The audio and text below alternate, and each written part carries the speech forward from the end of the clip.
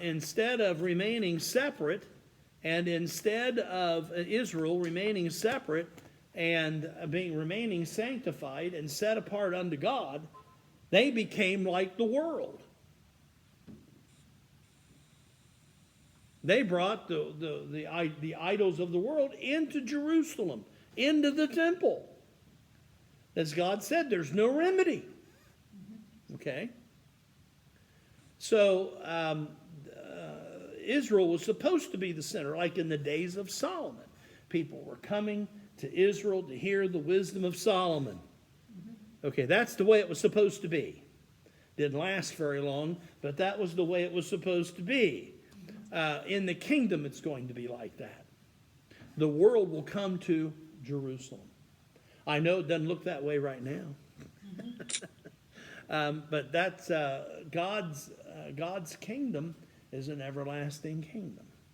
He has an everlasting covenant with these people. And God's will be done, regardless of a Pharaoh in Egypt, regardless of a Darius, regardless of a Belshazzar, or of a Nebuchadnezzar, or for that matter, of a Caesar. His kingdom is the everlasting kingdom. Okay? So let's look in the book of Acts chapter 9, for example. The book of Acts chapter 9. And some people gloss over this and they don't catch it, and that's too bad. But notice, if you will, God is calling Ananias to go retrieve this Saul of Tarsus and bring him to the Jerusalem church. So look here in the book of Acts chapter 9, and let's look in verse 15. But the Lord said unto him, Ananias. Well, let's back up. I think this is worth looking at. Then Ananias answered, Lord, I've heard by many of this man how much evil he hath done to thy saints at Jerusalem. This man is answering the Lord back. Okay? That's how much he feared Saul of Tarsus. Okay? And here he hath authority from the chief priest to bind all that call on thy name. That's a lion's den. Okay? But the Lord said unto Ananias, said unto him, Go thy way, for he is a what? Chosen vessel unto me. Daniel was a chosen vessel. Shadrach, Meshach, Abednego, chosen vessels. We have this word in earthen vessels. Right? In a house there are vessels unto honor and vessels unto dishonor. Jehoiakim and that bunch, apostates, were vessels of dishonor in the house. Daniel was a vessel of honor. Okay? To bear my name before the Gentiles and kings and the children of Israel. I will show him how great things he must suffer for my name's sake. Now, when this chapter starts and ends, you have totally opposite.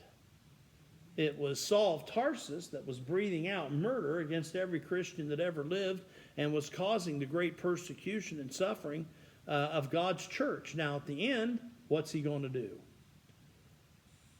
I will show him how great things he must suffer for my name's sake. Just like that. Of all of the people to do this, Saul of Tarsus, the Apostle Paul. Okay. All right, you need to tend to the screen. Okay, so let's look, if you will, in the book of Acts chapter 26. We're going to take just a little sample. Acts chapter 20. This is how God works. Notice he calls this particular person at this particular time. The church is being incredibly persecuted. It's being scattered all over the place. And then God brings forth this miraculous conversion. And the very man that was the head of all of this persecution becomes the propagator of God's gospel and kingdom through the whole Roman Empire before kings. And notice, if you will, in verse 24. And as he thus spoke for himself, Festus said with a loud voice, Paul, thou art beside thyself. Much learning doth make thee mad. You've went over the edge. Okay?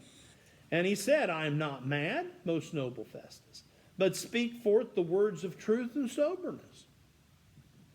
For the king knoweth of these things, before whom also I speak freely.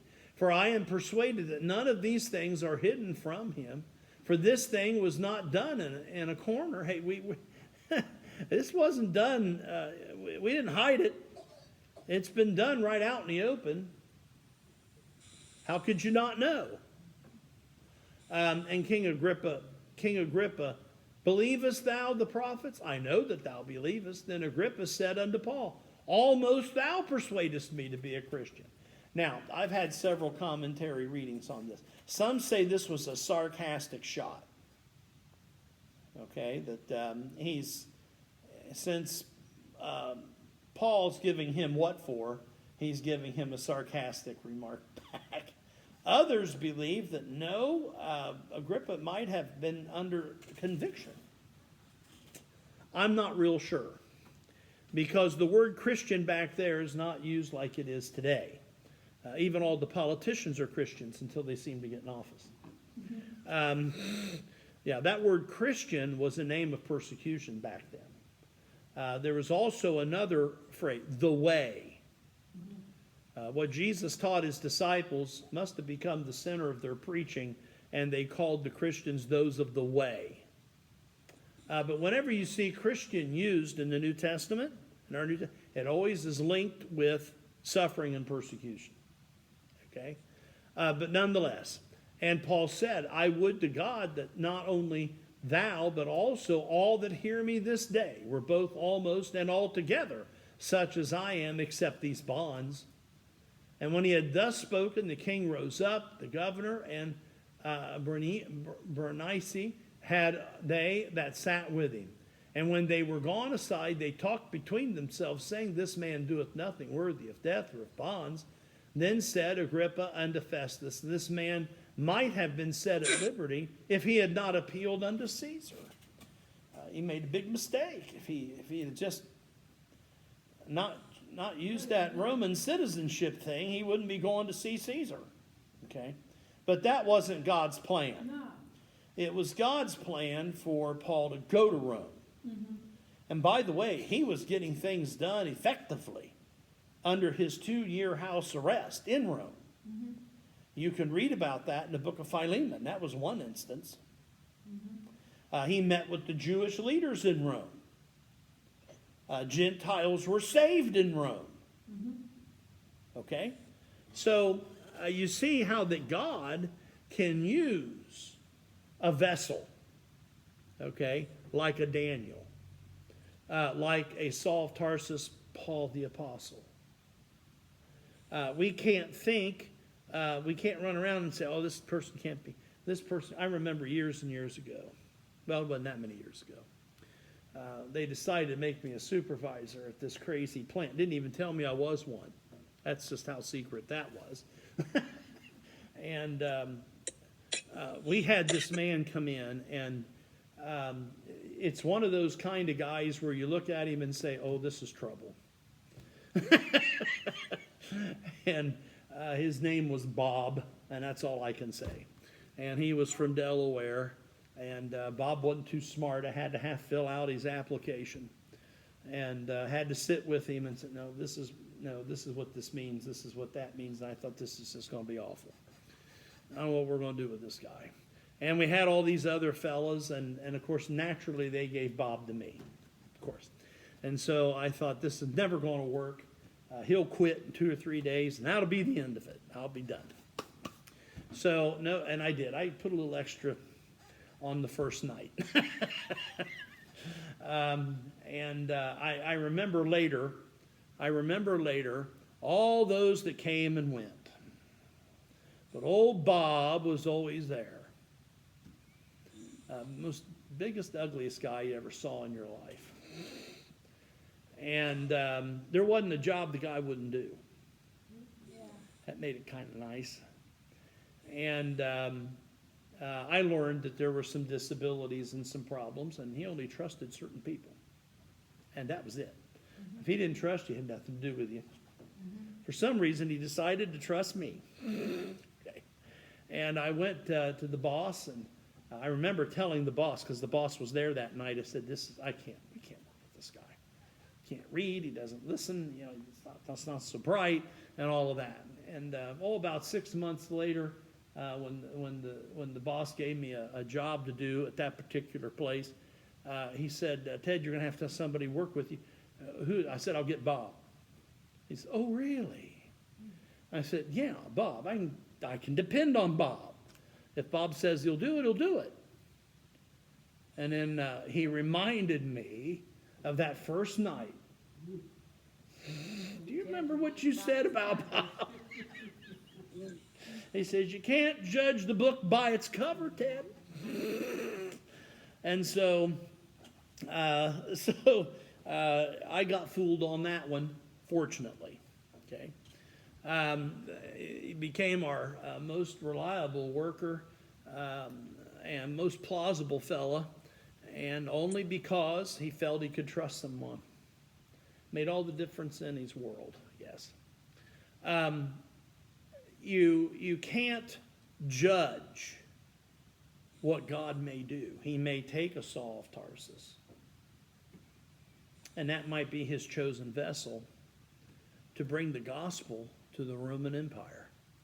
He might take a deported Jew like Daniel and cause men to find favor with him and affect and propagate the kingdom to kings and the people of high places.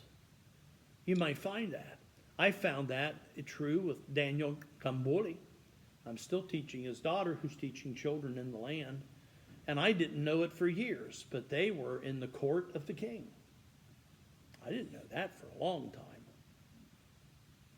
And so until one afternoon, when a messenger came and gave Daniel and had on it His Majesty. And everything was dropped. His Majesty wanted something done, and Daniel was the head of him. Said, well, what goes on here, man? I want to go calling. No, the king has appointed me to do this in the country. And she, his wife, was teaching the king's children. Who knew? Right? God works that way. Look in the book of 2 Corinthians for just a moment. The book of 2 Corinthians chapter 4 and in verse 7. 2 Corinthians 4:7. But we have this treasure in earthen vessels, that the excellency of the power may be of God and not of us. Right? Paul says, I'm the chiefest of sinners, but I am what I am by the grace of God. Right? This deported Jew is thought to be over all of the kingdom. Right? You remember that Joseph told his brethren, you meant it unto me for unto harm, but God meant it unto good, to preserve a posterity. From the pit to the throne, Joseph. From deportation to governor over all the land. So, let's look here. What time is it? No, okay. Let's look here, if you will, please. Let's go back to the book of Daniel now. The book of Daniel. The book of Daniel. remember that it is God that ruleth in the kingdom of men. He raises up and he brings down. He has his sovereign, gracious plan. Okay? So let's go back to Daniel chapter 6. Now, the political machine begins to work. Oh boy, here we go.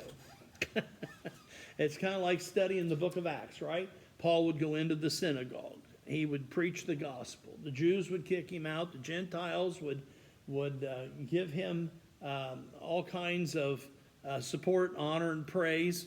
And the gospel goes out. Then what happens after that? Persecution. Persecution, right around the corner. Here it comes, right? And then we're in prison or in jail or something, right? And then we're taken out of jail miraculously one way or another with those apostles, especially Peter. He was good at busting out of prison. We're good at it. And even was asleep half the time. Okay, but anyway, so, and then the gospel is propagated, right? The Jews, the believing Christians, are thrown out of Jerusalem. They preach everywhere they go, and the thing is promoted all over where they go, right? There's a missionary, the Walls, and that particular country fell under a lunatic, as many times it does in Africa. And they oppressed the church. And there were 5 men that Mr. Wall was teaching the gospel to. Now, what happened here? Uh-oh, what happens if I accept that? Hello? Okay, I'm back in. Yeah, you did, but you eliminated the hills. Let me come back to you, okay? Oh boy, I got to learn how to do this, guys. So sorry. Okay, I guess I should have kept the other going. Okay. I wonder if I can now get down. Yeah. Okay, I apologize. All right, in the meantime, let's go back to the book of Daniel, and let's look here in chapter... Sorry, Millie. Sorry. I don't have a degree in IT. I think you know that. Okay. And now let's look in chapter 6, verse 4. Then the presidents and princes sought to find occasion against Daniel. We mince no words. The record by the Holy Spirit tells us directly that this is their intended purpose. Okay? So let me... Oh, cool. We'll see if that works. Hello, okay. Debbie? Okay, we're back. Okay, so in chapter 6, verse 4, then the presidents and princes sought to find occasion against Daniel concerning the kingdom, but they could find no occasion nor fault, for as much as he was faithful, neither was there any error or fault found in him. Boy, what a wonderful testimony.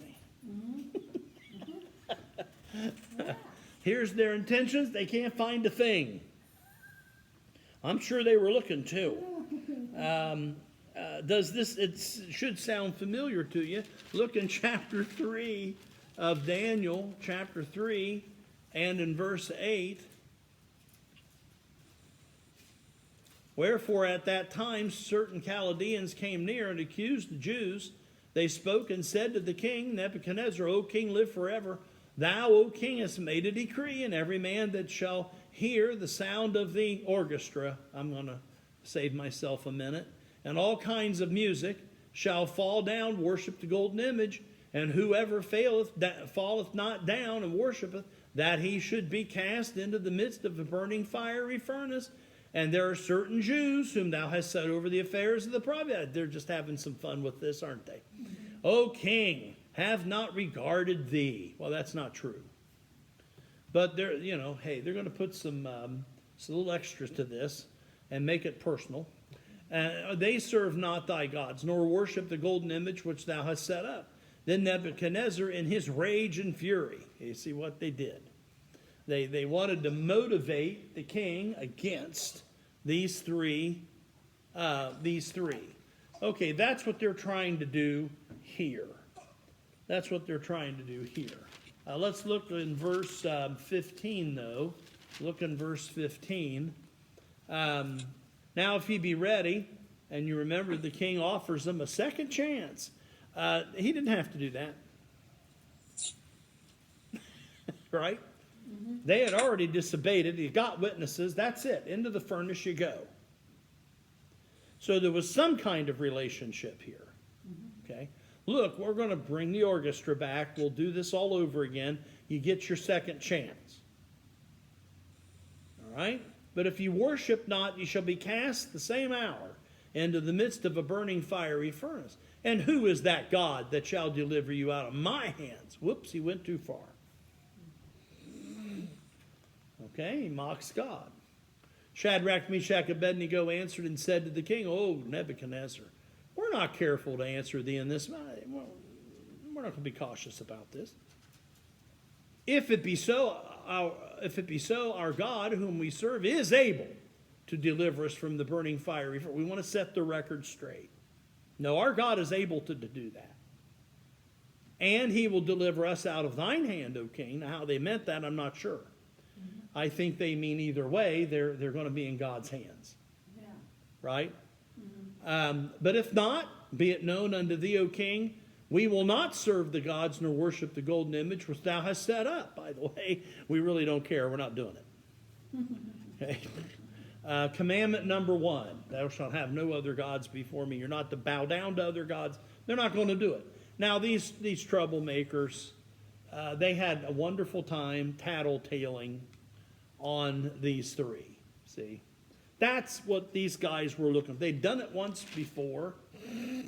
It's going to be done again. So let's go back to chapter 6, and we know that what becomes of this, right, at the burning fiery furnace. We studied it thoroughly. And the king looks in and says, "I don't think they're supposed to be multiplying in the furnace." Mm-hmm. Didn't I put 3 in there? Now there's 4. This furnace ain't working. And one like the son of the gods is in the midst, and when they came out, it's like as if they'd never been there. Mm-hmm. Right? All right. Now, in chapter 6, these guys can't even get the machine going. They can find no fault. And how important is that in our daily lives? Blameless. That's what we're talking about. Daniel was blameless. There could be found no fault.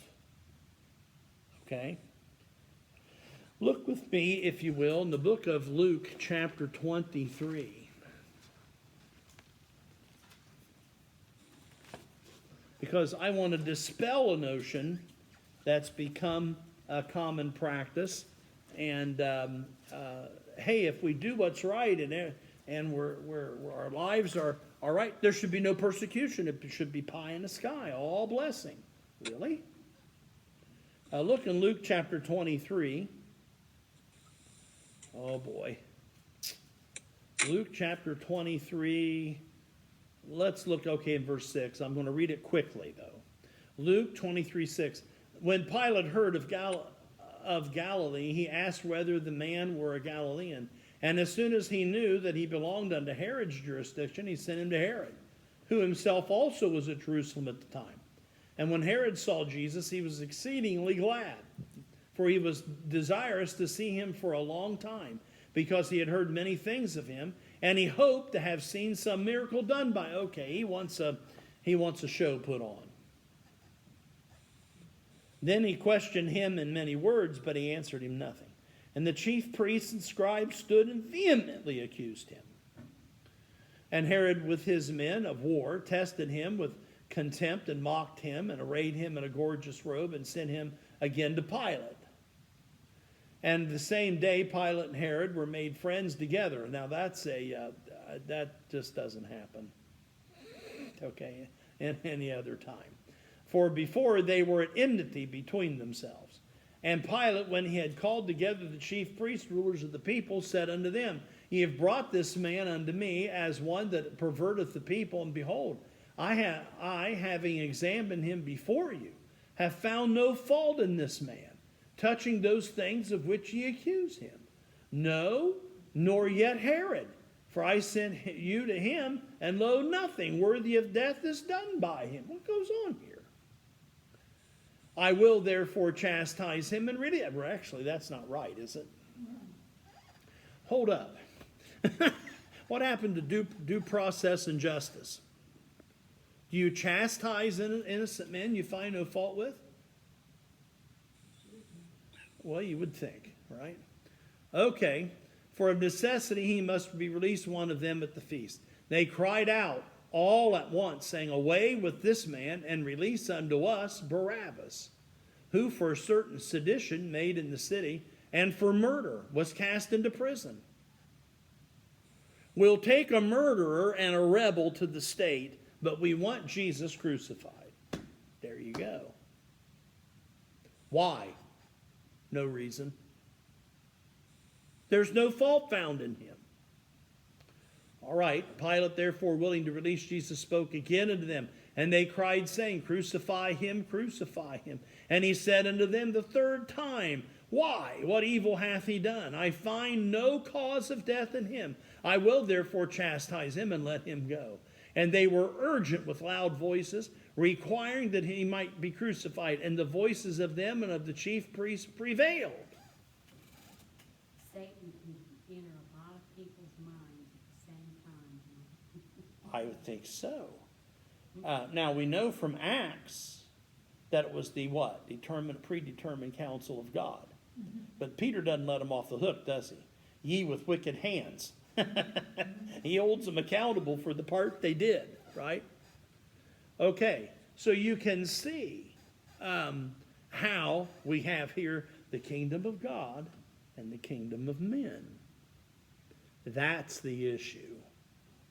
Just as it was with Jesus Christ here with Rome, with the Jews, right? The interview, Pilate presses him, Art thou then the king of the Jews? Remember that interview? Mm-hmm. My kingdom's not of this world. For if it was of this world, my servants would come and fight for me, right? Mm-hmm. For this reason, for this cause was I sent into the world. There's weightier issues here. Now, those playing their part, they don't see it and understand that. But Daniel does. Joseph did. And we need to, as the believing church. Okay? All right. Let's look in the book of Acts chapter 16. The book of Acts chapter 16. And let's look over here in verse 35 to 40 I have. Acts 16. You remember Acts 16. This is Philippi. This is the Philippian church. This is how the Philippian church was started. You know how the Philippian church was started? In jail. Yeah. The Philippian jailer. Remember that? And God had his way. And remember, earthquake. They all could have ran away, and that Philippian jailer is a dead man. Yeah. Right? Paul said, no, we're staying right here. Do thyself no harm. Mm-hmm. And the Philippian jailer in his house accept Christ. Thus the Philippian church. Church started from jail. And it ended up being the mature church of all of them. Mm-hmm. Verse 35, and when it was day, the magistrates sent the sergeant, saying, Let those men go. And the keeper of the prison told this saying to Paul, The magistrates have sent to let you go. Now therefore depart and go in peace. And Paul says what? Not so fast. But Paul said unto them, They have beaten us openly, uncondemned, being Romans, and have cast us into prison, and now do they thrust us out privately? Nay, verily. But let them come themselves and fetch us out. And the sergeants told these words unto the magistrates, and they feared when they heard that they were Romans. And they came, and yeah, you don't touch citizens of Rome. No, no, no, no, no. And when they came and besought them and brought them out and desired them to depart out of the city. And they went out of the prison, entered into the house of Lydia, and when they had seen the brethren, they comforted them and departed. Okay, they had to go through that suffering, didn't they? They had to go to the prison. This is God working. The Philippians end up supporting Paul as a missionary to go in Corinth and also in Thessalonica. Did you know that? So who knows? Now, the work of Satan is demonstrated. That was pointed out by Leona. I think she wrote these notes. I don't know. Look in the book of Revelation, chapter 12. Revelation, chapter 12. A little more than what's meeting the eyes going on here. Okay? Look in the book of Revelation, chapter 12. Look in verse 7. There was war in heaven. Michael and his angels fought against the dragon, that's Satan. And the dragon fought his angels and prevailed not, neither was there found place any more in heaven. And the great dragon was cast out, and the old serpent called the devil and Satan, who deceiveth the whole world. He was cast out into the earth, and his angels were cast out with him. And I heard a loud voice saying in heaven, now is salvation and strength in the kingdom of our God and the power of his Christ. Now, what I'm going to get to is this next phrase. For the accuser of our brethren is cast down, who accused them before our God day and night. Don't think Satan in behind all this to snuff out that testimony. Yeah, there's the spiritual warfare you need to see in this fine print. Okay? And boy, does this ever turn big time. They end up in the lion's den themselves, don't they? There's a little bit of upfront judgment here. And then the king writes a decree that the God of heaven is to be praised. Is any of this fair to Daniel? We don't see Daniel crying about fairness. We don't see him doing that. Actions speak louder than words anyway. Yes, Daniel opens his windows as he had before and prayed toward Jerusalem as as Solomon wrote, right? He was following God's program. That's Daniel. He doesn't move to the left or to the right like Moses did. Remember, Moses looked to the left, looked to the right. That's not how it's done. Right? Not Daniel. He's steadfast. He's not moving. He's going to follow God's will. Okay, I'm going to end with that application. Okay? And we're going to go to prayer here. Debbie, are you still there? Debbie? I am here. Yes, Okay. I'm here. Why don't you tell us how to pray for John? Everybody's here in the room. Let's take that for a minute, and you tell us kind of what you went through and how to pray for your husband, John. Okay. It's been a hard week. He